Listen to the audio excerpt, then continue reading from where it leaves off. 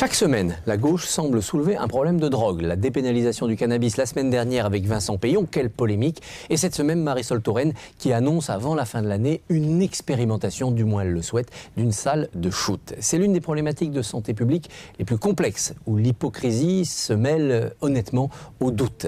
Face à cela, l'homme politique qui doit trancher oui/non est parfois complètement démuni. Soit on raisonne en non-assistance en personne en danger, ou plus exactement en assistance à personne en danger. Et bien entendu, quand un être est à la dérive, qu'il a besoin de sa dose, autant lui offrir les conditions sanitaires maximales pour qu'il puisse se droguer sans risquer en plus une infection, une maladie ou tout simplement d'être victime de la rue. Soit on raisonne en termes de loi, de respect de la loi républicaine, et l'on dit non, puisque l'usage de la drogue est interdit, puisque les drogues dures notamment sont appuyées sur des réseaux criminels, il faut, à chaque fois qu'un consommateur se présente, l'arrêter, le considérer comme le maillon d'une chaîne qu'il faut briser, qu'il faut réprimer.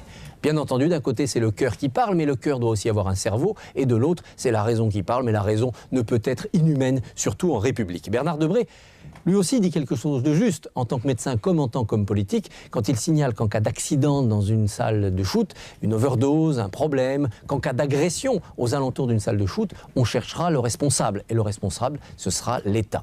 Il n'y a pas de réponse unique, il n'y a pas de réponse idéale. Sans doute, la meilleure solution est-elle de tout faire. D'abord, d'ouvrir des salles de shoot, en effet, parce qu'on est dans un cas d'urgence sanitaire, et que dans de nombreux quartiers de grandes villes, il faut d'abord porter assistance aux drogués. Mais dans la foulée, il ne faut pas les rendre à la rue et les rendre à l'anonymat de la drogue. Il faut sans doute tout de suite entamer un protocole médical pour les faire rentrer dans un circuit de désintoxication, et tout de suite aussi regarder auprès de ces drogués si l'on ne peut pas remonter telle ou telle filière pour casser cet enfer de la drogue en frappant au portefeuille, en frappant du côté des trafiquants.